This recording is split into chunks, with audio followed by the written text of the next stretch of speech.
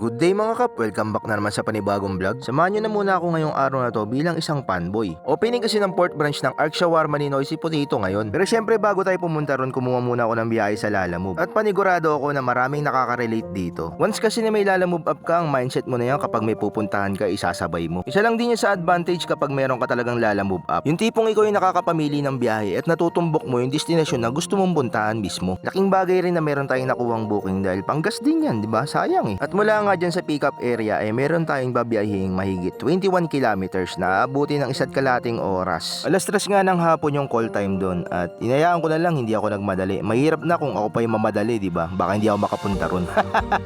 Naging banayad lang din yung biyahe ko dahil linggo nga nung araw na yan. At fast forward na nga tayo, nakarating kaagad tayo sa drop-off area, thank God. Kaya ako nga rin pala kinuha yung booking niyan dahil 1 kilometro na lang ang layo niyan doon sa event. At sa puntong yan, habang papalapit na rin ako sa pupuntahan ko, medyo nakakaramdam ako ng kaba. Ganito kasi yung pakiramdam ko pag talagang fanboy, yung talagang gustong gusto mo yung pupuntahan mo na talagang iniidolo mo, talagang kinakabahan ka.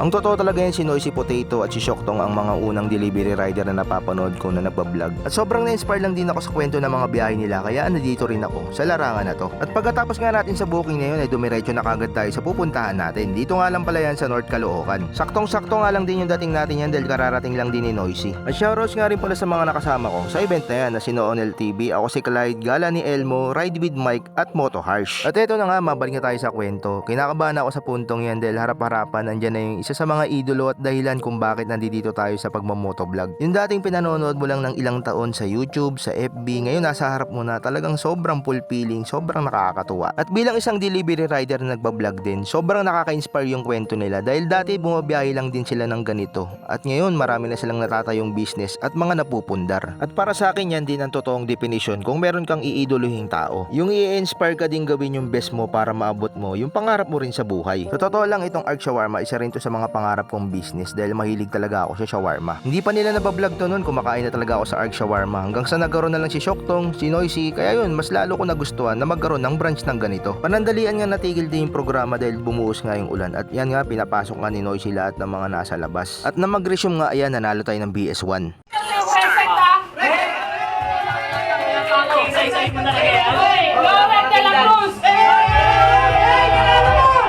Nanalo ka ng isang yelo!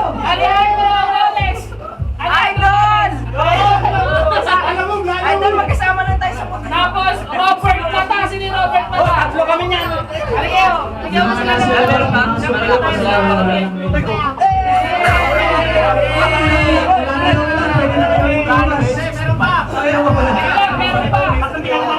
At nang tumila nga ng saglit yung ulan, lumabas kami para sa mga ibang premyo dahil pinahagis na lang nila. At sayang nga, kamunti ka na yung t-shirt. Nasa harapan ko lang, ang dadakmayin ko, hindi ko talaga nakuha. Sobrang talagang sablay.